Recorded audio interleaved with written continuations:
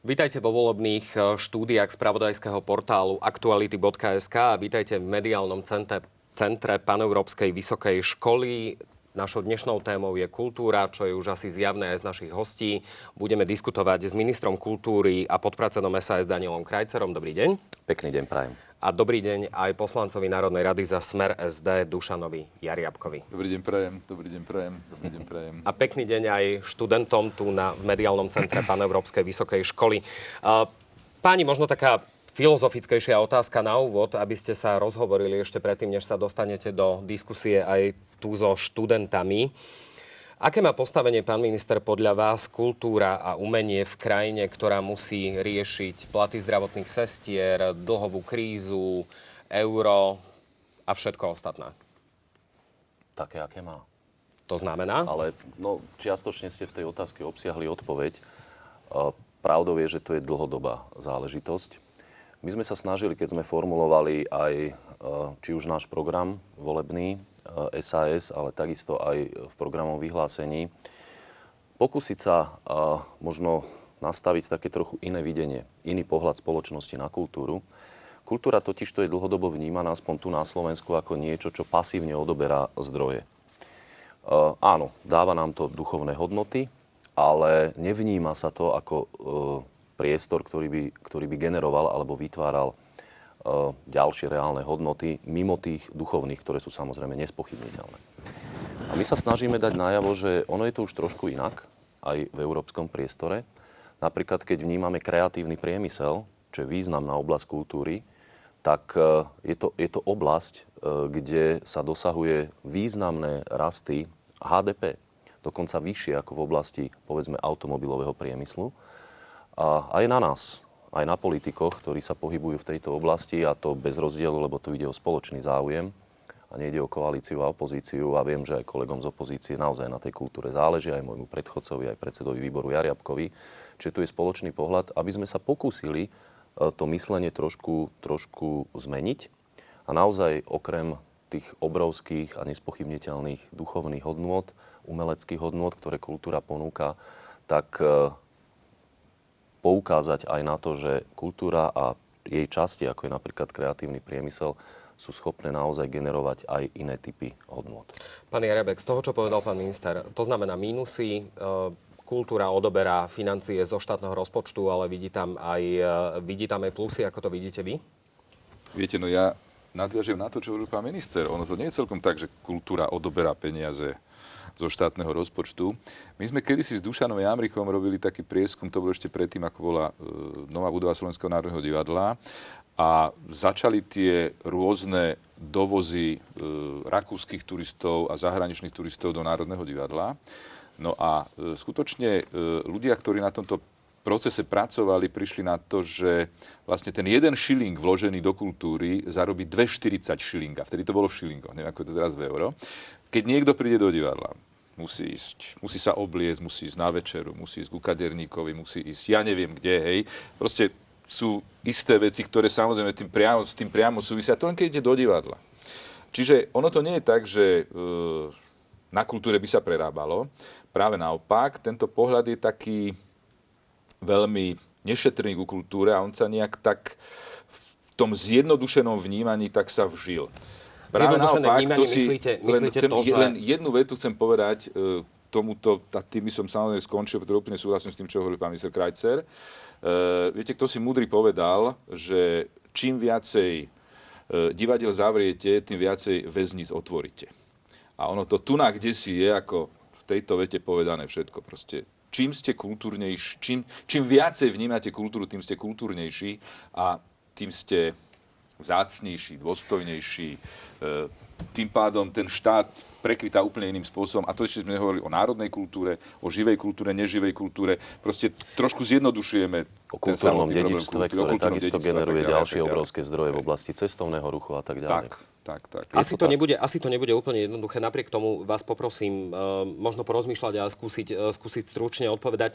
Čo by podľa vás slovenská kultúra potrebovala najviac? Vy máte za sebou 18 mesiacov na ministerstve kultúry, vy máte rovnako niekoľko rokov v mediálnych a kultúrnych výboroch. K čomu ste dospeli? Čo potrebuje slovenská kultúra? Možno okrem peňazí, ktoré asi potrebuje každý rezort a všetci by ich Okrem privítali. kultúrneho ministra financií, ktorý ako rozhoduje o rozpočte. Ale viete čo, dá sa presvedčiť aj ministra financií, ako mám aj pozitívne skúsenosti v komunikácii s ministrom financií, čo sa týka tohto rezortu, ale treba obhájiť, samozrejme argumentovať. Ale pochopiteľne tie možnosti rozpočtu nejaké sú a to vnímanie kultúry je také bohužiaľ dlhodobé, ako sme to tu spomenuli s pánom poslancom. Takto. Slovenská kultúra je bohatá na ľudí. To je bez pochyby. Naozaj máme skvelých a šikovných umelcov, ktorí naozaj aj v takých podmienkach, kde by možno v iných krajinách tie hodnoty ťažko vytvorili, fungujú. A áno, ono sa to tak hovorí, že nie všetko je o peniazoch, ale v zásade sa k tomu tak či tak dostávame. A nejde priamo tak o peniaze, ako o to vytvoriť takéto materiálne zázemie pre fungovanie kultúry, aby naozaj umelec nebol dennodenne v situácii, že je neustále konfrontovaný s tým, že či peniaze sú alebo nie sú. A my sme už možno niektoré návrhy aj tak začali predkladať. Áno, je to vytvorenie nejakého udržateľného financovania alebo vytvorenia viaczdrojového financovania kultúry, aby nebola kultúra závislá, časť kultúry pochopiteľne, lebo je množstvo oblastí, ktoré našťastie nie sú závislé od štátu, ale časť kultúry závislá od toho, že ako dopadnú rokovania o štátnom rozpočte medzi ministrom kultúry a ministrom financií. Toto považujem za zlé, pretože ťažko potom hovoriť o nejakom udržateľnom rozvoji. A tuto by mala byť ambícia všetkých politikov, ktorí sa pohybujú v tejto oblasti, pokúsiť sa nájsť viaczdrojové financovanie. Naozaj možno ísť natvrdo aj do diskusie ohľadom sponzorského zákona, hovoriť o možnosti, ako naozaj vtiahnuť aj súkromný sektor do tejto oblasti, respektíve vytvoriť možnosti. Ja som teraz predložil návrh modelu financovania cirkví, ktorého súčasťou je aj možnosť zvýšiť objem finančných prostriedkov, ktoré môžu putovať cez tretí sektor do kultúry a rovnako špeciálnou zložkou by boli zdroje pre obnovu kultúrneho dedičstva, kde máme obrovský dlh. Čiže hľadať naozaj to, ako nájsť viaceré zdroje financovania kultúry, bez toho, aby to bolo len o rokovaní o štátnom rozpočte. Tá istá otázka pre vás?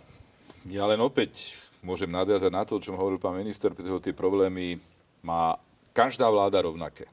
Každá vláda zápasí s finančnými prostriedkami pre kultúru, niekde viac, niekde menej.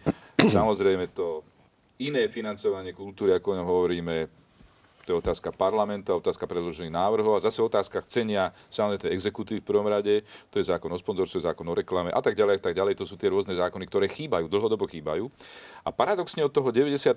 roku, keď hovoríme o národnej kultúre, viete, čo je na tom najhroznejšie? Že čo sa týka pôvodnej slovenskej tvorby, a či teda je to muzika alebo divadlo, hovoríme o živej kultúre, tak paradoxne sa robí oveľa menej pôvodnej slovenskej tvorby, ako sa robilo za Československa, za spoločného štátu. Čo je asi trošku zarážajúce, je to, nad čím by sme sa mali všetci zamyslieť, lebo v tomto režime a v tomto finančnom režime, ktorý v súčasnosti existuje, nikdy by nevznikli autori ako Suchoň, Ciker, Mojzes, Zelienka a tak ďalej. Je to paradoxné. Ale je to tak. A paradoxné je to, že to sú ľudia, na ktorých my sme vlastne dnes právom hrdí. Ale tie podmienky, ktoré mali oni pre svoju tvorbu, boli ďaleko lepšie v tej chvíli, keď tvorili, ako sú tie podmienky, keď žijeme dnes tento život. Určite nejdeme vyzdvihovať, aspoň teda zo strany mňa, určite nemožno hovoriť o vyzdvihovaní obdobia socializmu na Slovensku alebo v Československu, ale možno poukážem na to, že podobné diskusie sa otvárajú povedzme aj v prípade športu, kde jednoducho bol vytvorený funkčný systém, pokiaľ hovoríme napríklad o hokejistoch, ktorý v tejto chvíli stojí tiež pred závažnou otázkou, že ako ďalej, ako to má ďalej fungovať. Čiže možno len také priobrazenie, aby možno ten pohľad bol taký reálnejší, že iste, zmenila sa situácia, zmenili sa vzťahy, zmenili sa podmienky a tým pádom treba hľadať ďalšie možnosti finančných zdrojov. Toto je alfa omega. Áno, ja nehovorím o tej ideológii, samozrejme, ja hovorím o vytvorení z tých podmienok, aby sme si teda boli v tomto, aby sme teda ako si rozumeli. Isté. Napríklad situácia v Čechách je absolútne iná ako situácia na Slovensku. Hej. A tým som skončil. A je to v jednom režime a v istom rovnakom období. Poďme na tie konkrétne veci, ktoré sa vás týkajú a jednou z nich je fungovanie, pôsobenie a zlúčenie Slovenskej televízie a Slovenského rozhlasu. Ak dovolíte, ale ja by som sa ešte predtým spýtal našich študentov, že či pozerajú Slovenskú televíziu alebo počúvajú Slovenský rozhlas napríklad. Rozhlas ani nie, ale televíziu pozerám určite. A spĺňa to nejaké vaše základné kritériá, alebo nemusíte pomenovať konkrétny program, ale prečo si zapnete Slovenskú televíziu? Tak Slovenskú televíziu pozeráme hlavne kvôli televíznym novinám, lebo myslím, že tam to asi najviac také najobšírnejšie, či to spravodajstvo hlavne. Dobre, ja sa spýtam ďalej, ako je to vo vašom prípade? Ja by som sa chcela opýtať na otázku lampy. Viem, že to taká bola miestami aktuálna téma, že... Zostaňme teraz, môžeme sa porozprávať aj o lampe, ale zostaňme teraz pri tom, že či pozeráte Slovenskú televíziu alebo počúvate Slovenský rozhlas. Či ste si tam niečo našli pre mladého človeka, ako ste vy? No súhlasím s kolegyňou, že televízne noviny si myslím, že sú akože tie také najpozerateľnejšie, ale celkovo televíziu hodnotíme ako málo konkurencieschopnú. Dobre, ešte idem k vám, aby sme mali aj mužský pohľad na vec. Slovenská televízia, Slovenský rozhlas?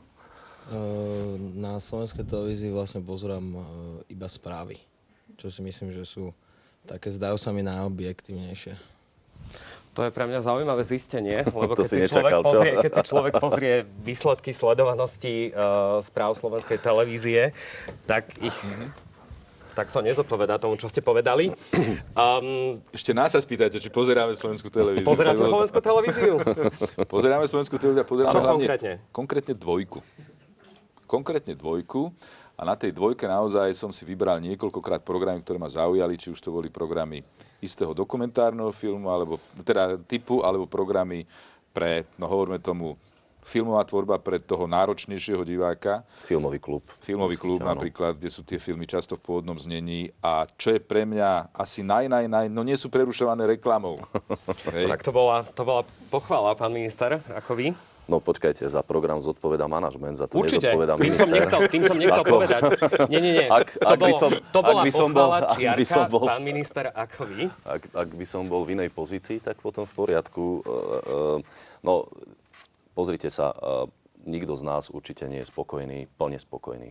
Opäť je to možno o nejakých trendoch. Je to o tom, že dlhodobo verejnoprávne vysielanie je v hlbokej kríze.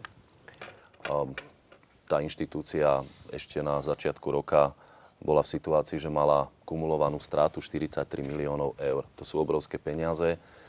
Boli tam hroziace exekúcie pripravené, ktoré mali reálne siahnuť na majetok. Inými slovami, skutočne hrozila likvidácia, čo sa týka televízie a už potom v rámci RTVS tejto časti, tejto zložky. V tejto chvíli je rozpočet vyrovnaný na rok 2012, čo je možno jeden z takých prvých krokov potrebných v rámci tej konsolidácie a tej reformy verejnoprávneho vysielania, lebo všetci sa zhodneme, aspoň teda pokiaľ hovorím o pánovi poslancovi, hovorím za mňa, že chceme zachovať verejnoprávne vysielanie na Slovensku. A preto prvý krok musí byť zabezpečiť jeho elementárne fungovanie a to jednoducho musíte tým, že odstránite hrozbu exekúcií a zabezpečíte to, že sú finančné prostriedky aspoň na elementárne a zákonné plnenie programových priorít.